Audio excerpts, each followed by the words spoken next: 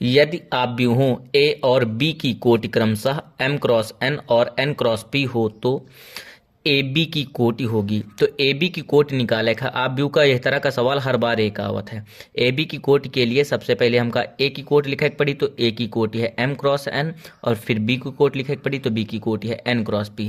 अब यहाँ पर लिखे हैं m cross n n cross p, इनके स्तंभ और इनकी पंक्ति समान है यानी गुणा हो जाए और या हट जाए, बचा केवल m क्रॉस p यानी ए बी की कोटि हो जाए m क्रॉस p, यह आंसर हो जाए। अगला क्वेश्चन है अवकल समीकरण 7 d3y बटा dx3 का होल स्क्वायर प्लस 5 dy बटा dx का whole cube plus x dy बटा dx प्लस y बराबर 0 की घात होगी। ऐसे रिलेटेड दो क्वेश्चन आवत, एमा केवल घात पूछी गई है, कबो कबो केवल कोटि पूछी जाती है, कबो कबो कोटि और घात दोनों पूछी जाती है। तो कोटि का मतलब होता है कितने बार अधिकतम अवकलन भा है। तो इनका अधिकतम अवकलन देखा जाए, यहाँ पर एको बार अवकलन नहीं दिख रहा है, यहाँ एक बार, यहाँ 2 बार, यहाँ पर 3 बार, तो 3 बार है, तो यानी कोटि हो गई इनके 3। अब घात का मतलब यही कोटि से रिलेटेड रहा था, जो मैक्सिमम अवकलन रही वही की जो घात लगी हुई वही का घात कहा जाए। तो यहाँ पर इनकी घात लगी है 2 यानी घात हो जाए 2 आंसर।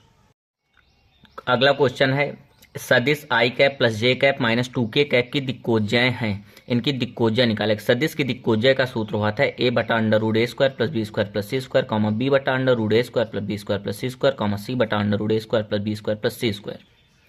यानी जरूरत है ए बी और सी के। तो ए आई का गुणांक, जे का गुणांक बी होता है और के का गुणांक होता है सी। तो यानी आई का गुणांक है 1 तो ए की वैल्यू हो गई 1, जे का गुणांक है बी यानी 1 यहाँ पर है तो यह होगा बी की वैल्यू 1 और सी की वैल्यू है -2। अब इनकी वैल्यू पुट करी जाए, ए की जगह 1, बी की जगह 1 और सी की जगह -2 तो रख दीजिए। ए की जगह पर 1, नीचे 1 का स्क्वायर 1, फिर 1 का स्क्वायर 1 और -2 का स्क्वायर कर दो 4। यही तरह नीचे हर जगह यह हो जी। बी की वैल्यू यहाँ 1 है और सी की वैल्यू -2, तो बचा 1 बटा 4, 1 5 1 6, तो रूट के अंदर आ गया 6, 1 बटा रूट 6 -2 बटा रूट 6, यह आंसर।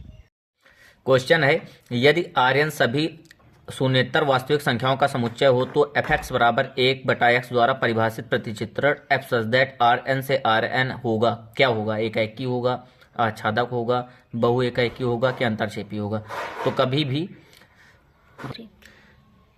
तुमका अगर fx बराबर 1 बटा x यानी कोनो भी भिन्न दिखाए तो तुम समझ लो वो फंक्शन एकाएकी भी हुई और आच्छादक भी हुई। यानी fx बराबर 1 बटा x कोई भी भिन्न दिखाए, कभी भी एक घात की भिन्न दिखा जाए तो समझ लो वो फंक्शन का हो जाए एकाएकी और आच्छादक।